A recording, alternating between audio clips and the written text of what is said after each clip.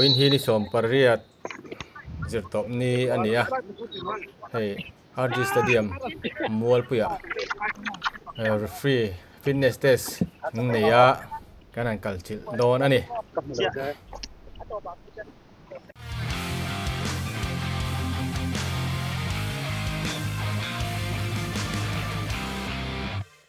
jet puya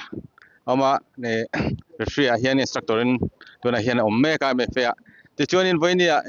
free fitness test RG kan nei na hianin chieng zan nge kan ti ta chuanin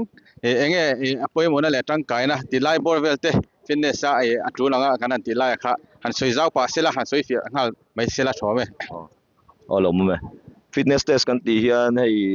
AIFF hian dana ne ya chumi zu zui chuang kan ti china achang hi chu ai nang lawa hei on thak ve china ma tu na kan ti hi chu chi thuma hian chi khat a test one hi koda kan tia koda hi hei assistant referee football a chuang kan chenga hei assistant referee a ko tlan da nang chi khan yang chu side running te ka tiang mazong hnungzong chi te ka tiang khan ya kami kha second som vekta chu tiang chuan ta na chuan test ni nei hei sprint kan tia football chuan sprint hi ngai ve china sprint reng chungai chong lawa sprint hi ngai ve china hei 30 meters kan sprint tira chu second bitli om khan an om ta chu tu en second nga angin kan da ta a minimum ang hi kami voinga raunga anei mi pakatin kha tlin nge ngai bok ta voinga tlan sprint kha second nga ai sang lawa cover zel ngai ni chu second group ti vel teng cover chuan an tla ti na khan ya chuan to bera test 3 hi tuna kan englawang khan high intensity recovery test an ti deuta kaga feel hi voisom an hel ta ni ma se timing omin a timing poka second a zo kan yang chu timing om khan ya 75 meter hi 15 seconds a thlen tu kan ya chuan walking hun kha om vele ta kha second som hi walking oma chuan 75 khan tlan le ta 15 seconds sunga cover zel tu ni chu 75 meter ka chuan khami khatiang kha 400 meter track race ko langa hian voili kha round khat ti nan chu voili kha round khat angan ya chu round som an tlan ti dan chu khami kha high intensity kha hei hi poimo chu kan soi belanga poimo chu mi zo hian AIFF initial referee hi kan nei the nan hian fitness hi poimo ni mi zo chu additional te kondaka te kan tha kan tia ma se kan tlak na thin le kan tlin tam theilo na chu fitness in china tam taki fitness a in ta china a test ma saber hi fitness a di boxia chu wain tlak thei na chance kha atama chu wain fitness hi poimo ni fitness a tin chuan tin har to lawang tu vel ani chu om je chu ani chuan fitness a an tin lo chuanin national a phei chuan ham thelo top ma se hei tul chunga hianin fitness an tin lo pen kan ham tir deuh thine mo ka te lai te kha enge khalai kai mu ve dan deuh top nan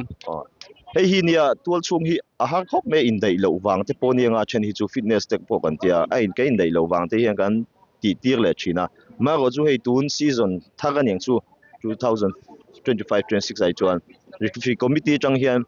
hei strict taka kalpui kan tumta tuna pui atling lo chu kan en wangwanga kha result kan la en chi lo dain atling lo chu hei stage sang kan tiang chi MPL 10 yang chu tianga hi chuan rin lo tu kan ti bur to ni tu chuan achan chu atlinga te kha heta kan promote ve zel ngai kha kan cher zel ngai chu ani nga chuan atling lo te englawang chi kha chu heta level niam deuh tournament level niam deuh tong voi lo se kha tianga te alo in cher le alo in fitness te lo in up ve le theina kan chan nan kan mang tir do ni chu om je chu ole she puya chunga kalo me ke po kalo me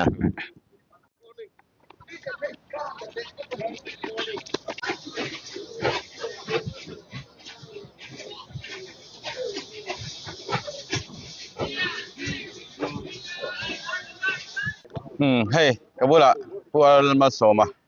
AIF match commissioner ania mizowa chuanin match commissioner kan nei tizinga tlengsang ber ISL po zu conduct ania hei nimina referee seminar nei towa chon voinia practicalin fitness test an nei le ta chuanin hey referee ka hianin match commissioner tana hemi mission conduct chungchanga hianin apoimo ania sia tak takha le ai thik la ya te pokha tlem zong kha mena sui saksela thome ole alo me hey nia soita gang khan min lama referee professional course nei ania thara resort lama hun ngan mang to chunga te po chuan ni hei foi tu te du sakna dongin resource person jinga te khan han tel ve ni chu ta tu kan thiamang ang le kan theyang angin kan han sei ve nok nok to chuan ni hei tu king sing lama te tilai huna hei fitness test te han nei chun zom le jinga dar rugla chan ve kim tur tin ma khop maya thante hi chu khol kho tanga ron kal te an nia hetilaya an mani in huna ni lovin an thlen in na te thlengin maro chu rugla chan ve kim tur ti a khan hen ro kim thap maya tuna hian kan fitness test ti tur po achan ve vel chu kan zo tho to nia chu atang regot po chu kan referee te jinga hian in hei an ril ruwa professionalism alien to he ni ka sia an mani a po hian in hei maso na sa taka de to sum sum me le hetiang refresher course nei sum sum te po hi achulin alo tangkai hle ni te po hi kan mu chho zel do ni na fiata nia zona khan han lu don taila hei ni amingin AIFF Farmers Commissioner te an han ve chunga te po chuanin referee te nen hian na te kan thok ho thina kan in hu khom thina chunga te po football tam tak te po kan sei thina ni chung zinga chuanin kan national referee thiam berber angai te tha berber angai te ni kumlama AIFF awards an sem tum po best referee te best assistant referee te nen te po khanin ni kum ISL lama te po khanin kan duty ho nuala chunga ka zo thin tam taka chuanin engtin nge game in he game ma chon tur hianin engtin nge in bu seina in nei thin ti de kan zo thina chung chu apma tang de fixer sa tanga team in tum tur te an mo tang te hianin in bu seina hian lo nei lok na sa thin hle me chu mi chuan in tum dona chu mi team chuan in chu captain ni dona ani hi referee te mi ron tong hrat do mai ania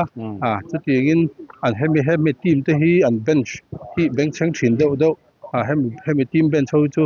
referee te ran ti boi bak ngai lo tiang zong te po khani an mani a hian asa tak hianin lo in bu sai lo na te hin lo nei ve thina chu de na sa takin an mani game conduct tura po hen apui thu te hin soi thina chung te po chu kan referee te po hianin chom ve zel sa thain ka thia chu le an ti chho dan te po hi ani to renga chuan tia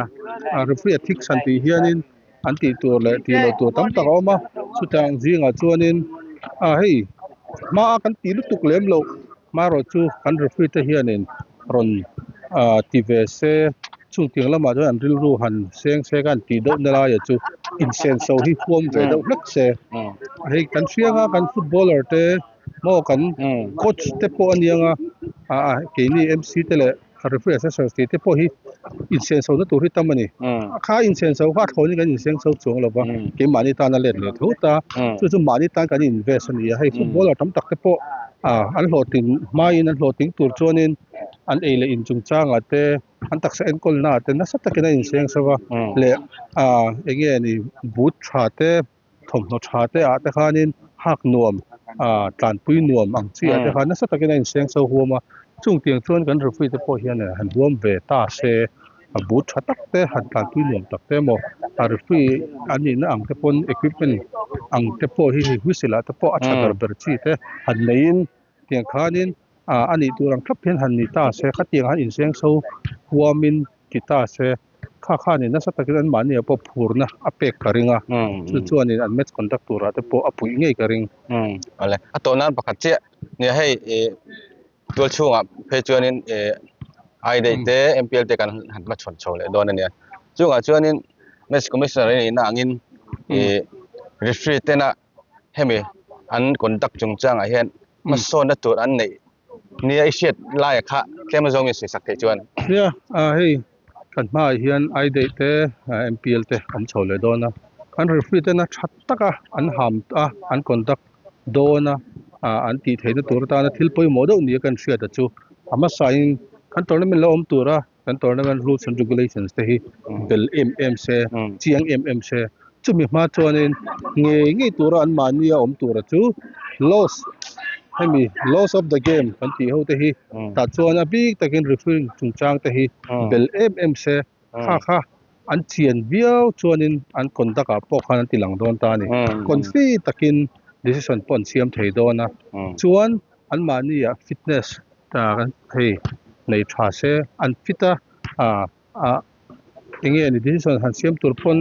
an hmun an thlen zung thei hi chuanin ti sual hi omlo tlang pui thina chumi tur chuanin a dan lampang te hre tha se fitness lama po an mani po thei top chho se an fit pok chuanin decision siam sual thei lakata hi tam taka veng don ti kha chiang renga chuan thil poi mo do chu in khel nai hi chuanin thian te mel thriat ti vel hi ril ru atang han da bo vek se lai takin kha game a khanin ham se neutral referee to neutral top turan ni na angin mel thriat pa ni mo kom thlang pa thenom pa po ni se game chunga chuanin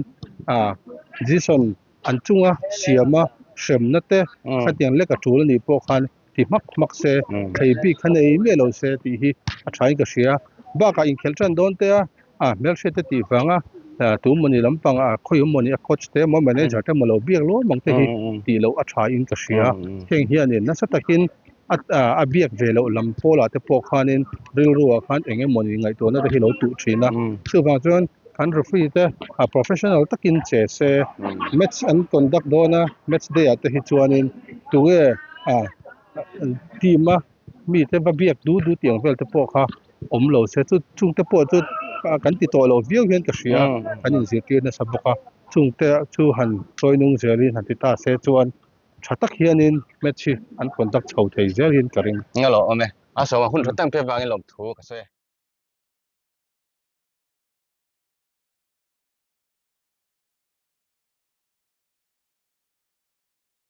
kabula pu bi zeta pu la biak zola amani hi referee committee a hian chairman ania nimin lama khanin seminar kha kan nei to an referee te chon voinia he practicalin fitness test kan nei le chon nimina le voinia kan referee rong kala te hi engzange nimina rong kala voina engzange rong kal ti lai kha mi soi sak chon thotin nimin khan nimin khan songa kan tling lo dong ting jinga khan tlem khan tlai an uma atira record kha som thum pakhat ania thunga vel kan king ton mo ka felo khalai ve kha kan ni ni chu ne hai kan tan de main pubi zeta te hai voinia national junior culture ania dar som pakha MFA office rank chok don ni he tukina ngar fit chairman in angin kal le fo me hai ani he tai ma khop me ti lai kha sei bel ni sela chuan tukina hianin practicalin fitness test kan ne ya chu ta chuanin engchin nge kan ti to nge ti tur la ti lai kha chuna hian angai koda tentia kalama technical trunk ka la sa thui lu tuk lo ka ni high intensity test anti le dona hai dikate hovina starting na tu let lan dan tu den en fiame ka chuan hai nia MFA season a hian season therapy hian committee ka in ru athara kumina hian referee lama kanan oma committee thei to patran la kan tuma chu nimin lama isoi to ang chuan refresher seminar come refresher course training te kanan nia tiang khan ma kan la tan ani dun season a hian emotia referee lam angani maso na tur thila ma lak so zel kan tumani chuan ni hei kan referee te hemi fitness test te le seminar chung changa hianin MFA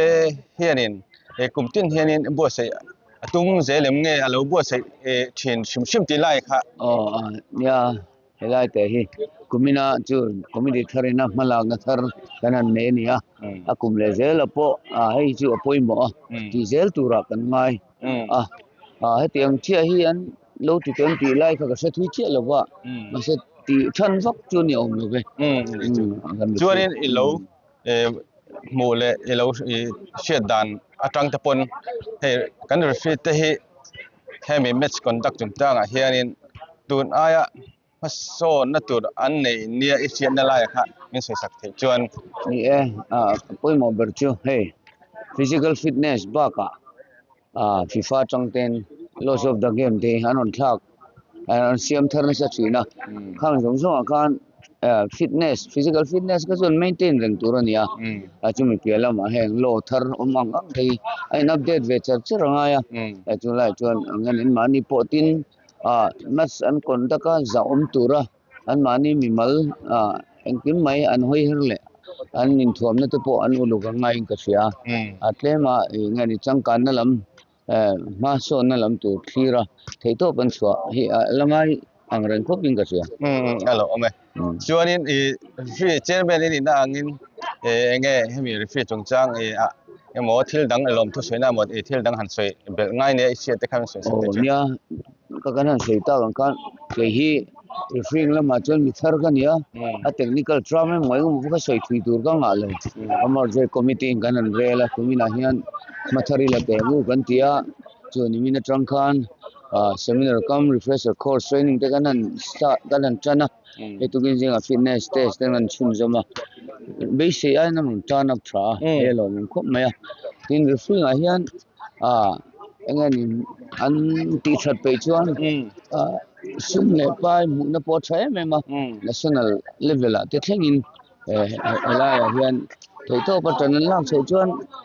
nge ni an tan po e zon na thatak ani be theya chuan chitiang tu po chuan ei tran la tak tak te no ma tur pa national a me chia pali le mi pa pani kan nei me ka chu ken chuan hei kan nu pi ngai po ngani assignment ro pui de te nepal al nei chun jom do ni khateng khan an la chho gel do na hi an ma son an lo mom ka tia an ma son zel tu point ka be se ni alo ome kon thatak me pe wa ko be ta lo thu ka se ke po ka lo me ale